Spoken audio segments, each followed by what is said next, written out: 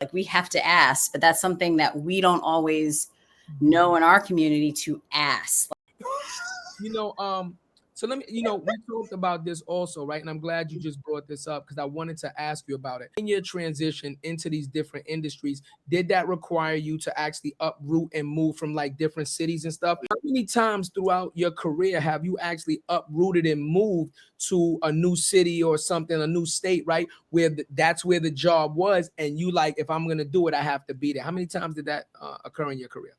At least 4 times. So when I went to grad school in Pittsburgh, Carnegie Mellon's in Pittsburgh, then I got a job in DC. So that I was like, okay, and it was perfect because I wanted to be in DC. I was like, I want to be around the Black young professionals. This is great. I moved to DC. And after 8 years in DC, I wanted to move back to New York to be close to family. And I was trying so hard to get a job in New York, trying so hard to get, but it was not working. I ended up having my job transfer me to New York. So I was like, I could put on my resume that I'm actually in New York, not DC. I agreed to do that, negotiated my way through that. And, life is a negotiation.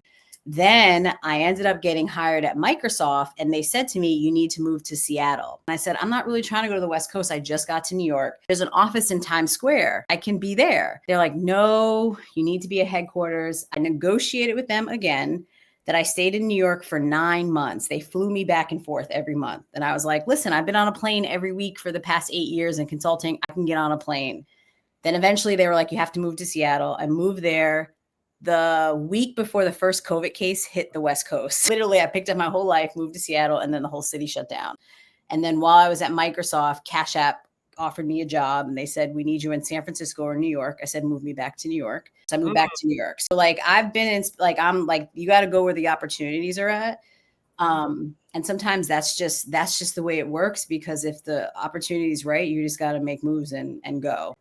How do you negotiate the opportunity? Some people think this might be the only opportunity. No. You're talking about like, yo, we go to Seattle. Most people in our predicament, there's not many of us. I'm going to Seattle. Pack your shit. We going. Right. So like, what does that negotiation process feel like? How do you navigate that and not feel like you're going to lose it?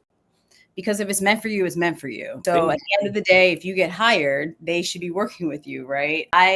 Seattle was hard because I didn't expect them to make me move, considering New York has a whole Microsoft office. I'm like, it's downtown. Why would you make me move? But the team I was on was out there. So it's one of those things, if you have a good recruiter, if you know what to ask for, then you're saying, okay, how do we make this work for both of us, right? And that was part of my negotiation for the timeline of them flying me back and forth. But I also feel like you got to ask what you want. Closed mouths don't get fed. Like we have to ask, but that's something that we don't always know in our community to ask. Like white people, and I don't even want to say white people, but again, being in corporate, people are asking for crazy things and they're getting them because they're asking, and we are not always being taught to ask.